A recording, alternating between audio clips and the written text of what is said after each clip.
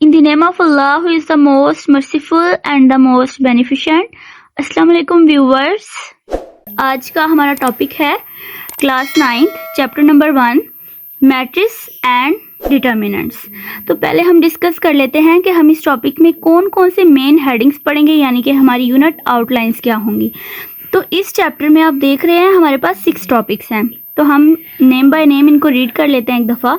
Introduction to the matrices, type of matrices, addition and subtraction of matrices, multiplication of matrices, multiplicative inverse of matrix, solution of simultaneous linear equations। यानी कि हमारे पास ये 6 main topics हैं जिसको आज के topic में, आज के लेक्चर में हम लोग कवर करने वाले हैं। इसमें से हम लोग कुछ मेन टॉपिक्स करेंगे, जैसे कि हम इस वीडियो में इंट्रो पढ़ेंगे इस चैप्टर का, उसके बाद हम स्टेप बाय स्टेप कंटिन्यू करेंगे। तो पहले हम इंट्रोडक्शन पढ़ लेते हैं कि हमारे पास मैट्रिसेस होते क्या हैं। The matrix and the determinants are used in the field of mathematics, physics, statics, electronics and other branches of the science. The matrices have played a very important role in the age of computer science. ये तो बिल्कुल छोटी सी definition है जिसको I think so कि आप सबको समझ आ चुकी होगी कि ये ब्रांच साइंस की एक ब्रांच है जो मैथमेटिक्स, फिजिक्स और स्टैटिक्स और इलेक्ट्रॉनिक्स में यूज़ होती है।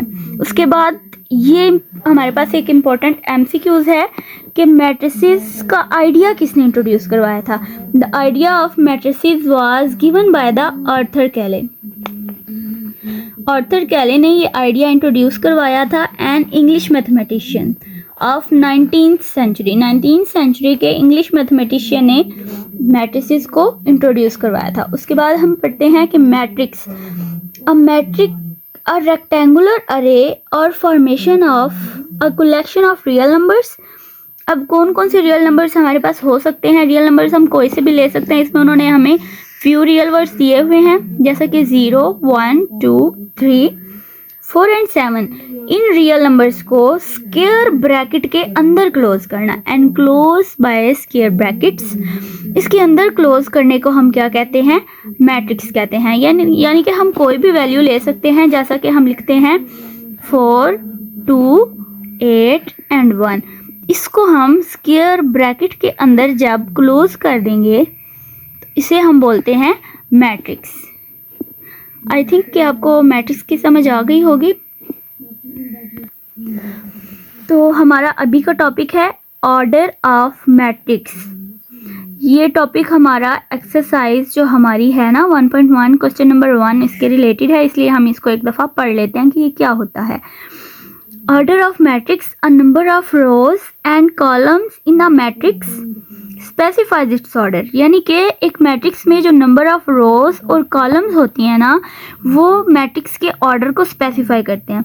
If a matrix M has M rows, अगर उसके पास M रोज और N कॉलम्स हों, then M is said to be of order M by N। यानी कि किसी भी मैट्रिक्स के ऑर्डर को लिखने के लिए हमारे पास क्या होना चाहिए? रोज एंड कॉलम्स। पहले हमने रोज को लिखना है और उसके बाद हमने नंबर ऑफ कॉलम्स को लिखना है। जैसे उन्होंने एक एग्जांपल दी है, हम इसमें खुद से भी कोई एग्जांपल ऐड कर सकते हैं। तो हमारा आगे टॉपिक है इक्वल मैट्रिसेस, यानी कि हमारे पास कौन से मैट्रिसेस इक्वल होते हैं। Let A B to be matrices. हम लेट कर लेते हैं कि हमारे पास दो मैट्रिसेस ए और बी हैं, then A is said to be equal matrix. हम कह लेते हैं कि A is equal to B and denoted by A equal to B। इसको डिनोट कैसे करेंगे हम? A इक्वल साइन के साथ, इफ एंड ओनली इफ। यानी कि हमारे पास दो कंडीशंस दे दी हैं उन्होंने। फर्स्ट कंडीशन क्या है हमारे पास? The order of A equal to order of B। It means कि हमारे पास A के जितने ऑर्डर्स हैं, यानी कि A में जितने number of columns and number of rows हैं, B में भी उतने ही नंबर ऑफ कॉलम्स और नंबर ऑफ रोज होनी चाहिए। उसके बाद है their corresponding entries are equal. इसका मतलब है कि A और B की इंट्रीज जो हैं वो भी इक्वल होनी चाहिए। फॉर एग्जांपल हमारे पास A मैट्रिक्स है 1, 3, 4, 8 और हमारे पास B मैट्रिक्स है 1, 3, 4, 8। तो इसमें हम देख सकते हैं कि 1 2 2 कॉलम्स 1 2, इसमें भी 2 कॉलम्स 1 2 2 रोज 1 2 एंड 2 रोज। इसका मतलब है कि इसका ऑर्डर सेम हो गया।